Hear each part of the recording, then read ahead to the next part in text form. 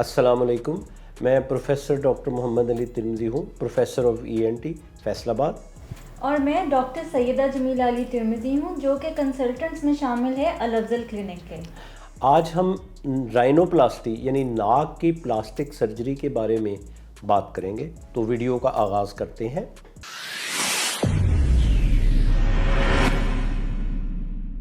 Rhinoplasty क्या है? Rhinoplasty वो ऑपरेशन है जिसमें नाक की साख्त में तब्दीली की जाती है। ये तब्दीली या तो चेहरे की खूबसूरती के लिए की जाती है या सांस को बेहतर बनाने के लिए की जाती है, नाक से सांस को बेहतर बनाने के लिए, या एक ही मरीज़ में दोनों मकासद भी हो सकते हैं। तो इस पर हम मज़ीद बात करते हैं। नाक जो हमारे अल्लाह ताला ने हमें नाक अता फरमाया है, इसके अंदर दो मेन कंपोनेंट हैं। एक इसकी हड्डी है जो ऊपर का 1/3 हिस्सा बनाती है और नीचे 2/3 हिस्सा कार्टिलेज है। और ये दोनों हिस्से, जो कार्टिलेज नरम हड्डी भी कहते हैं, ये दोनों हिस्से जो हैं वो स्किन से कवर्ड होते हैं।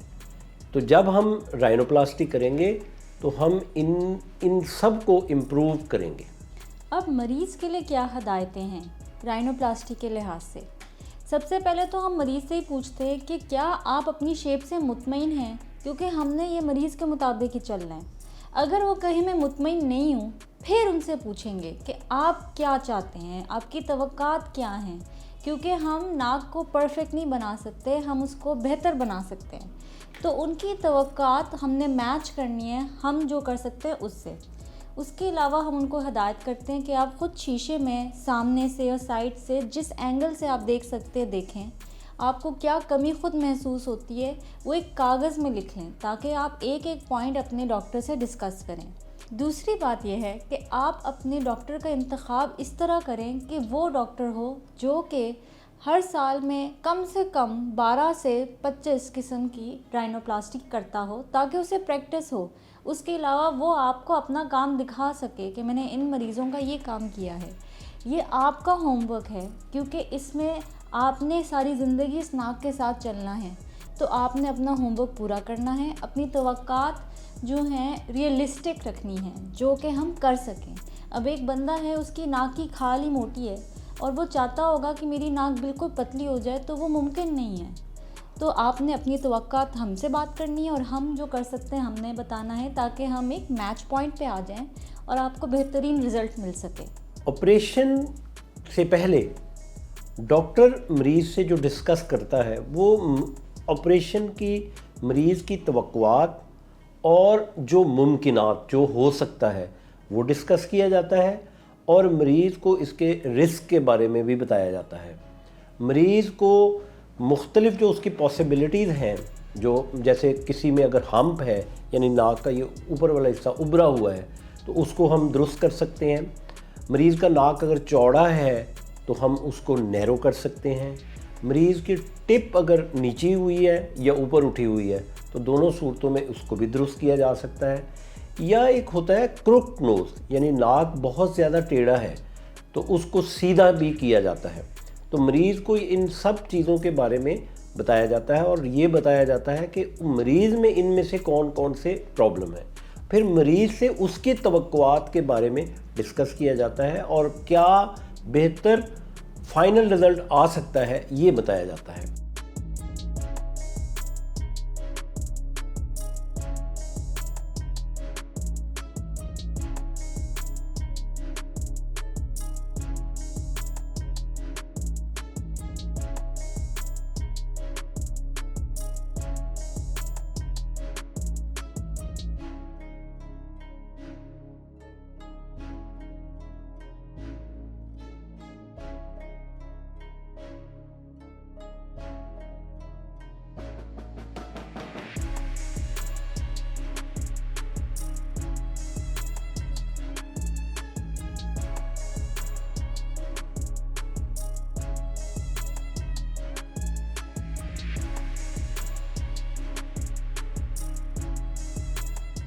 और उसके अलावा मरीज़ को टेस्ट तजवीज़ किए जाते हैं जो कि उसकी फ़िटनेस के लिए होते हैं, ताकि मालूम हो सके कि वो एनेस्थीसिया और सर्जरी के लिए फ़िट है।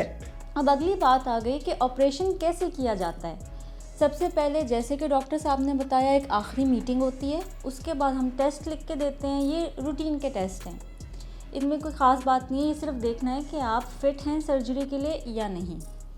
उसके बाद हम लोग दाखिले के लिए आपको अपने हस्पताल बुलाएंगे। वहाँ पे आपकी 7 मुख्तलिफ़ तरीक़ों से सामने और साइडों से, ऊपर से, नीचे से पिक्चर्स खींचेंगे और उस वक्त एक आखिरी दफ़ा आपको दोबारा पिक्चर्स दिखाएंगे और कहेंगे आप यही चाहते थे, कंफर्म करेंगे कि वो यही जो बात हुई थी, क्या अभी भी आप यही चाहते हैं, यही तवक्कात है। उसके बाद फिर हम आपको पूरा मुकम्मल बेहोश करके ऑपरेशन करेंगे। ऑपरेशन का वक्त हमसे पूछते हैं तो वो अमूमन 2 से 3 घंटे होता है। ऑपरेशन के बाद मरीज़ को डॉक्टर को विज़िट करना होता है। 2 दिन बाद मरीज़ के नाक में जो स्पॉन्ज होता है वो हम निकाल देते हैं, तो मरीज़ नाक से सांस लेने के काबिल हो जाता है। उसके 7 दिन बाद, ऑपरेशन से 7 दिन बाद मरीज़ को बुलाया जाता है। उसके स्टिचेस भी रिमूव किए जाते हैं और उसके जो नाक के ऊपर एक स्प्लिंट होता है, यानी उसको फिक्स करने के लिए जो हम लगाते हैं स्प्लिंट, उसको भी उतार दिया जाता है। फिर मरीज़ को 3 हफ्ते बाद बुलाया जाता है, ऑपरेशन से 3 हफ्ते बाद, और नाक के अंदर अगर प्लास्टिक के स्प्लिंट रखे हों तो वो निकाले जाते हैं। उसके बाद फिर मरीज़ को 1.5 माह बाद, ऑपरेशन से 1.5 माह बाद और ऑपरेशन से 3 माह बाद बुलाया जाता है। 3 माह तक मरीज़ की जो सोज है वो तकरीबन 90% सोज ख़त्म हो जाती है और उसके बाद जो मरीज़ का विज़िट होता है वो 1 साल बाद होता है। हम यहाँ अपने क्लिनिक में ये करते हैं, मरीज़ को जो 1.5 माह और 3 माह बाद के विज़िट्स हैं वो मरीज़ को फ्री कर दिए जाते हैं और हर दफ़ा मरीज़ की फ़ोटोज़ भी ली जाती हैं, जिन फ़ोटोज़ को हम पहली फ़ोटोज़ जो ऑपरेशन से पहले उसके साथ रख के मरीज़ की जो प्रोग्रेस है इसको भी मॉनिटर किया जाता है। अब 2 से 3 घंटे ऑपरेशन के लगते हैं। हमारे जो क्लिनिक है उसके ऑपरेशन में सबसे बड़ी बात ये है, जो सबसे डिफरेंट है, क्योंकि ये एक बहुत ही बारीक प्रोसीजर है। बारीक ऐसे कि कुछ चंद मिलीमीटर के डिफरेंस से नाक की शेप में वाज़े फ़र्क आप महसूस करते हैं।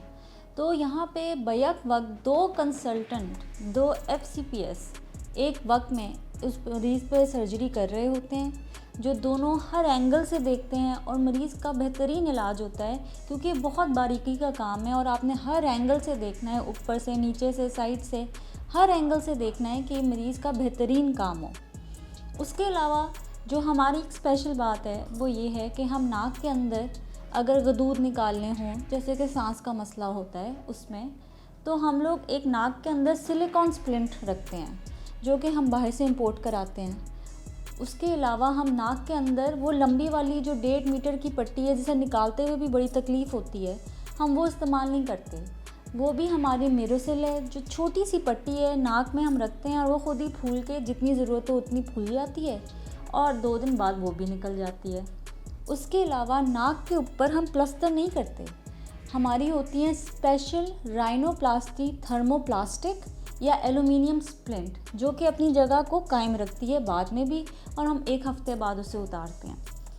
उसके अलावा हमने ये भी बाहर से मंगाई हुई है राइनोप्लास्टी टेप, जो हम मरीज़ के ऑपरेशन के बाद लगाते हैं ताकि वो शेप जो थी वो रहे और कम से कम सोजिश हो। उसके अलावा जो टांके हैं, एक नाक के अंदर टांके लगते हैं जो कि अब्जॉर्बेबल हैं, यानी कि अब वक्त के साथ ख़त्म हो जाते हैं। दूसरे, क्योंकि हम करते हैं ओपन राइनोप्लास्टी। अब ओपन का मतलब है कि हम यहाँ छोटा सा कट लगाते हैं और पूरी स्किन ऊपर कर देते हैं ताकि हम जो करें हमारे सामने हो। तो उसके टांके होते हैं इधर, जो कि 7 दिन बाद निकलते हैं। तो ये हम लोगों का ऑपरेशन का तरीका है, जो कि लोगों से थोड़ा मुख्तलिफ है, क्योंकि छोटी छोटी चीज़ों से भी मरीज़ की क्वालिटी ऑफ लाइफ और ऑपरेशन की क्वालिटी में बहुत फ़र्क पड़ता है। मरीज़ को इस दौरान ये भी समझाया जाता है कि कैसे उसने अपने नाक को मसाज करना है ताकि उसका फ़ाइनल रिज़ल्ट बेहतर से बेहतर हो।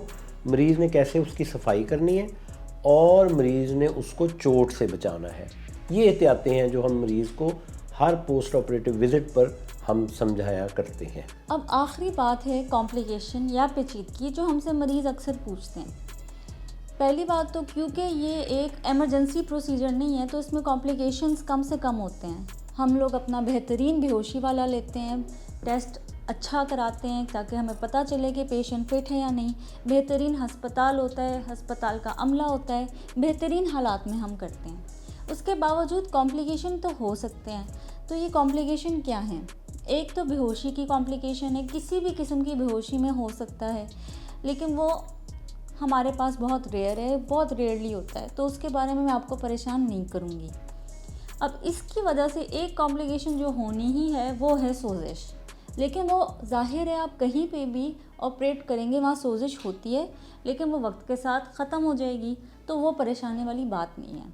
उसके अलावा हमारी यहाँ की हड्डियाँ हैं, जैसे कि डॉक्टर साहब ने बताया, सख्त हड्डियाँ, नरम हड्डियाँ, हम जब उसको छेड़ते हैं या यहाँ से तोड़ के दरमियान में लाते हैं तो यहाँ पे हल्के बन सकते हैं, ब्रूजिंग जिसे कहते हैं वो हो सकती है, नील पड़ सकता है, वो भी वक्त के साथ बिल्कुल ठीक हो जाएगा। ब्लीडिंग हो सकती है ऑपरेशन के बाद, लेकिन जाहिर है हमने पट्टी रखी हुई है तो वो भी आपको ज़्यादा तंग नहीं करेगी। जब तक नाक में पट्टी रहेगी, हो सकता है सर में दर्द हो, आँखों में पानी आए, मुँह खुश्क हो, वो भी हमारी स्पेशल पट्टी है जिसमें एक छोटा सा अंदर नाली है, तो वो भी कम से कम आपको मसले होंगे। उसके अलावा ये हो सकता है कि किसी में निशान थोड़ा रह जाए यहाँ पे, लेकिन वो नज़र नहीं आएगा, उसको भी आपको परेशान होने की ज़रूरत नहीं है। सबसे इम्पॉर्टेंट बात, ये कॉम्प्लिकेशन तो नहीं मैं कहूँगी, लेकिन हो सकता है कि आपकी तवक्कात के मुताबिक रिज़ल्ट ना आए फौरी, तो हम कहते हैं कि 1 साल में सोजिश उतरेगी, फिर आपको फाइनल शेप पता चलेगी। और हम ये ज़रूर बताते हैं कि किसी का नाक अगर बहुत ज़्यादा बड़ा है या किसी में बहुत ज़्यादा मसला है तो 2 से 3 दफ़ा ऑपरेट करने की ज़रूरत पड़ सकती है, ताकि आप इसे कॉम्प्लिकेशन समझ के बददिल ना हो, परेशान नहीं हो। बाकी इसकी कोई बहुत ज़्यादा ख़ास कॉम्प्लिकेशन नहीं है। अगर ऑपरेशन ठीक ना हो या कोई और मसला हो सकता है कि नाक की हड्डी में छोटा सुराख हो जाए, नाक जुड़ जाए, लेकिन ज़ाहिर है हम स्प्लिंट ऐसे रखते हैं, पैक ऐसे रखते हैं कि उसका चांस भी कम से कम होता है। तो उम्मीद है ये सब सुन के आप लोगों को तसल्ली हो गई होगी कि राइनोप्लास्टी एक खूबसूरती का ऑपरेशन है या सांस का ऑपरेशन है, कोई ऐसी मसले वाली बात नहीं है। और आपने अपनी तवक्कात और हमने अपनी काबिलियत आपको दिखानी है, और हमने एक मिडिल पॉइंट पे पहुंचना है ताकि आपका बेहतरीन इलाज हो सके।